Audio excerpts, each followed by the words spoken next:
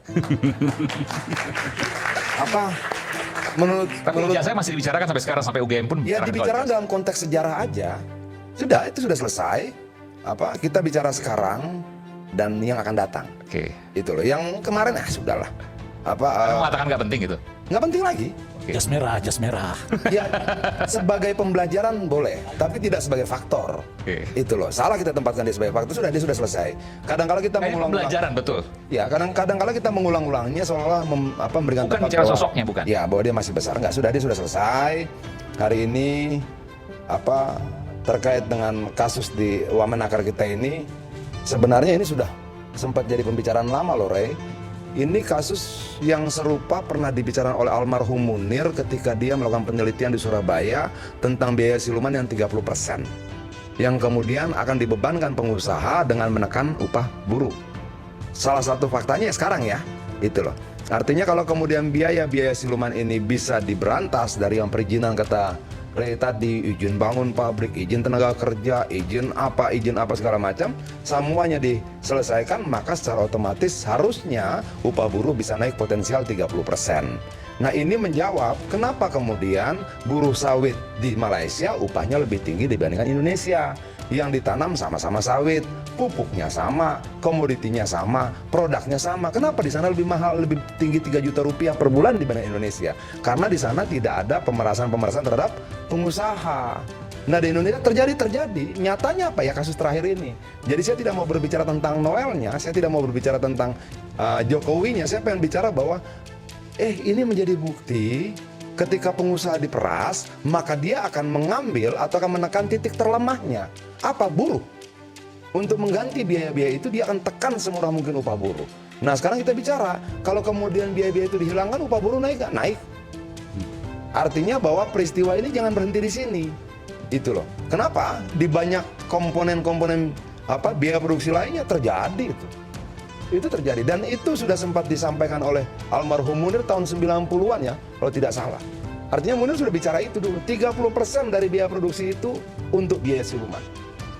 Pejabat ulang tahun setor, istri pejabat ulang tahun setor, anak pejabat setor lagi, pejabat liburan setor lagi, izin ini, bayar ini 30%. Nah saya tertarik bicara itu. Kenapa? Pembicaraan kita harus merubah dong. Merubah sesuatu. Merubah apa? Merubah kehidupan buruh. Pakai momentum ini sebagai pembelajaran bersama bahwa jika ini diselesaikan semuanya, upah buruh naik, Pasti naik. buruh lebih sejahtera.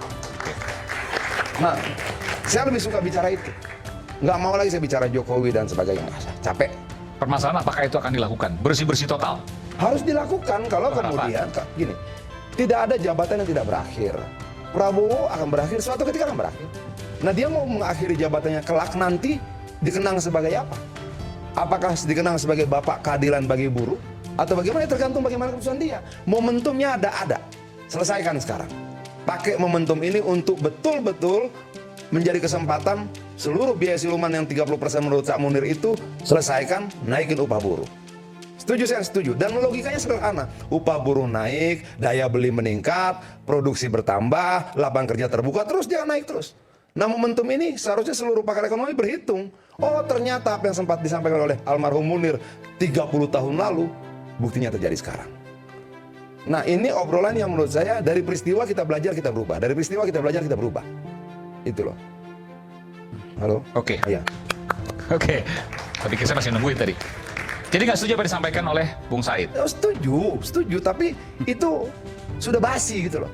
Apa yang disampaikan Bung Said tadi, saya tidak bantah. Tapi udah basi. Tapi sudah basi, oke?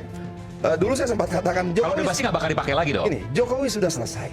Dia sekarang sedang berjuang agar tidak selesai. Tapi momentumnya sudah habis kok.